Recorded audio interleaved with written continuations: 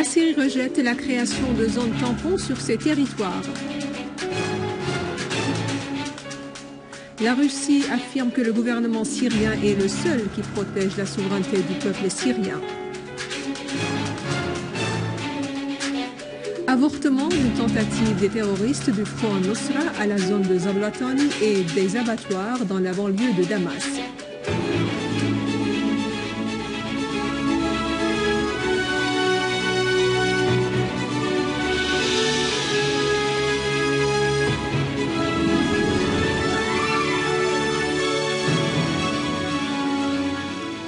Bonsoir, après les titres, voici notre journal.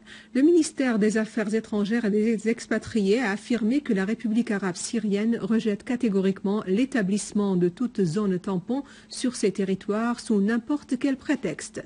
Dans un communiqué, le ministère a indiqué que la Syrie insiste sur son refus de toute intervention des forces étrangères sur ses territoires et adoptera en consultant ses amis toutes les mesures nécessaires en vue de protéger sa souveraineté nationale et son intégrité et l'intégrité de ses territoires.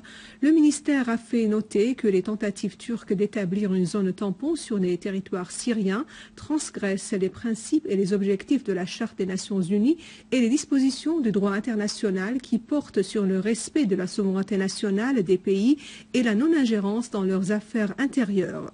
Le ministère a ajouté que ces tentatives contreviennent également aux résolutions du Conseil de sécurité relatives à la lutte contre le terrorisme et à la nécessité d'assécher ces ressources, en particulier les résolutions numéro 1373, 2170 et 2178. Le ministère a réclamé à la communauté internationale, surtout le Conseil de sécurité, d'agir dès que possible pour mettre fin aux violations du gouvernement turc qui menacent la sécurité et la paix régionale et internationale. Le ministère a souligné que le peuple syrien, qui subit des actes de meurtre et de destruction, est le seul qui a le droit de déterminer ses options et de décider de son avenir, faisant savoir que les Syriens n'autorisent aucune ingérence dans leurs affaires et sont résolus à faire face au plan prenant pour cible l'unité et la sécurité de la Syrie et à défendre leur souveraineté et leurs décisions nationales autonomes. Le gouvernement turc a tenté dès le début de la crise en Syrie de porter préjudice à la stabilité de la Syrie et de menacer sa souveraineté et l'unité de ses territoires, a-t-il fait allusion, indiquant que ce gouvernement assure tout appui politique, militaire et logistique aux réseaux terroristes armés qui s'infiltrent en Syrie et qui viennent de 83 pays. Le ministère a précisé que la conspiration dévoilée contre la ville de Ain Arab dans la banlieue d'Alep fait preuve du lien étroit entre Ankara et le réseau terroriste de l'État islamique.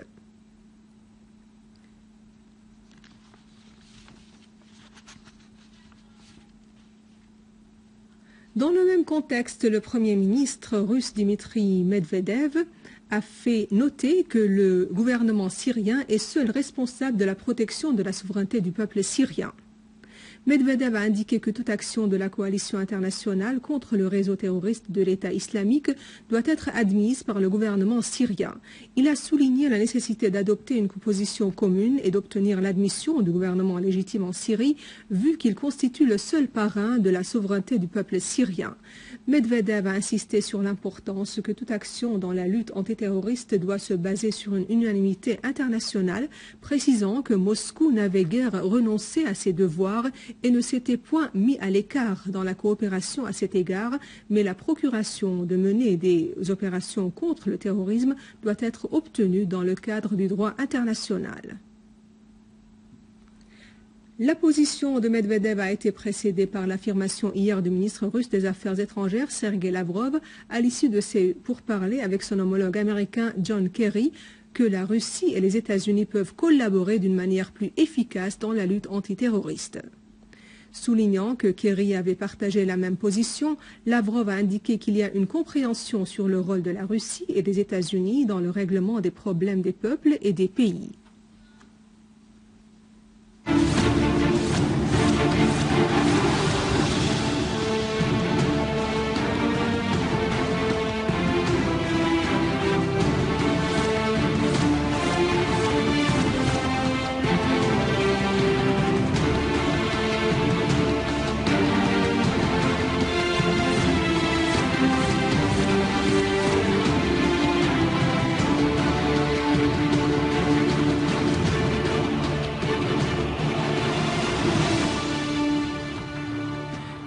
unité de l'armée arabe syrienne a déjoué une tentative d'infiltration de terroristes du front Nusra dans l'axe sud-ouest du quartier de Jobar, dans la banlieue de Damas, en direction de l'usine de savon et des abattoirs.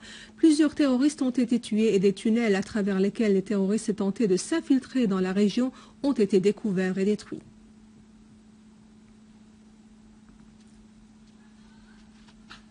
Des unités de l'armée et des forces armées ont tué et blessé des terroristes retranchés autour de 5 villages dans la banlieue de Quneitra. Des véhicules dotés de mitrailleuses lourdes ont été également détruits dans ces opérations de l'armée. Dans la banlieue de Daraa, des unités de l'armée ont éliminé des terroristes et fait des blessés parmi eux dans des attaques contre leurs caches dans 3 villages. À Daraa al-Balad, des terroristes ont été tués et d'autres blessés dans des affrontements avec l'armée dans le quartier de Bajabje. Et dans la banlieue de Homs, une voiture transportant des terroristes a été visée par des unités de l'armée alors que d'autres terroristes ont été éliminés dans des opérations de l'armée dans 4 villages. L'Assemblée du peuple a annoncé l'assassinat de Waris Younes, membre de l'Assemblée au gouvernorat de Hama, par les tirs des terroristes contre sa voiture sur la route Hama-Salamieh. La Russie a lancé une opération militaire contre les réseaux terroristes en Tchétchénie, Daghestan et en Ingouchie, à l'ombre de l'incapacité des pays européens d'arrêter l'afflux des terroristes vers la Syrie.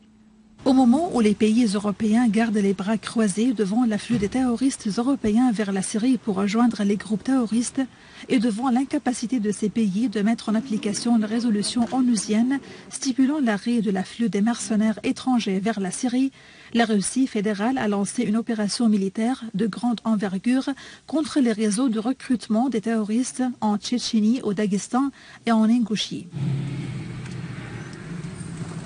Часто у вас здесь так бывает?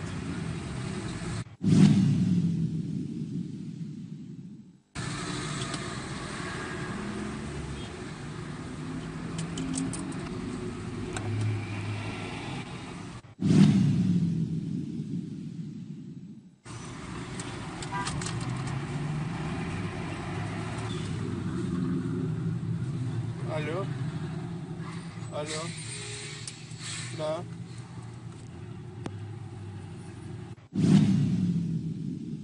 Il s'agit des images exclusives de l'arrestation de l'un des plus dangereux terroristes à Makhachkala, capitale de Daghestan. La Russie poursuit sa mission dans la lutte contre le terrorisme en vue de protéger ses citoyens en premier lieu et pour assumer un rôle compatible avec sa position sur la scène internationale et devant la communauté internationale qui jusqu'à présent garde le mutisme face à l'envoi des terroristes recrutés par de tels réseaux déployés partout en Europe. En Irak, les forces irakiennes ont procédé à l'arrestation de l'une des plus dangereuses cellules de l'État islamique à Bagdad et qui était derrière la série d'explosions ayant frappé la capitale de la ville d'Al-Qazimiya hier. Des sources irakiennes ont affirmé que l'armée irakienne a mené une perquisition spécifique de grande envergure à Al-Qazimiya au cours de laquelle elle a procédé à l'arrestation de 15 des plus dangereux éléments de l'État islamique avec leurs ceintures bourrées d'explosifs et des plans des attentats contre la capitale Bagdad. En Égypte, au moins 12 personnes ont été blessées dans l'explosion d'une bombe au centre du Caire.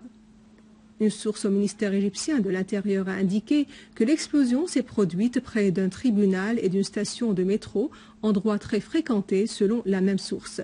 Sur un autre plan, des forces de l'armée et de la sécurité égyptienne ont mené des opérations spéciales suite auxquelles 2 terroristes ont été tués et d'autres ont été arrêtés. Des entrepôts d'armes et d'engins explosifs ont été également détruits au nord de Sinaï.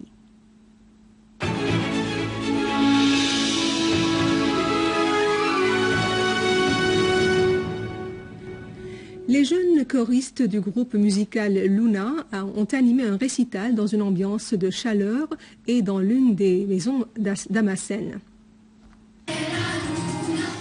Le chœur Luna a animé un récital dans l'une des maisons prestigieuses de Damas, Beit Ambar, présentant des chants en arabe et en anglais. Des chansons en syriaque ont été également au programme du récital.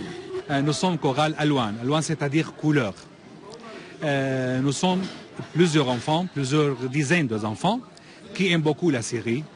On chante pour notre patrie, pour notre peuple, On a chanté ce soir 12 chansons pour dire aux notre populaire que nous aimons beaucoup la Syrie et les Syriens. Le choix de la place du concert était bien fait. La musique orientale ancienne, jointe aux voix agréables des choristes, se sont semées en l'air de l'ancienne ville de Damas dans une ambiance de sérénité et de chaleur. Le chœur Luna regroupe des enfants syriens de talent de plusieurs âges. Ils sont formés et orchestrés par le maestro Hussameddine Brimo. Et à la fin de ce journal, voici un rappel des principaux titres. La Syrie rejette la création de toute zone tampon sur ses territoires. La Russie affirme que le gouvernement syrien est le seul qui protège la souveraineté du peuple syrien. Avortement d'une tentative des terroristes du Front Nusra à la zone de Zoblotani et des abattoirs dans la banlieue de Damas. Ainsi s'achève notre journal. Je vous remercie de l'avoir suivi. Passez une excellente journée sur notre chaîne. Pour revoir ce journal, consultez notre site internet syriaonline.sy. Au revoir.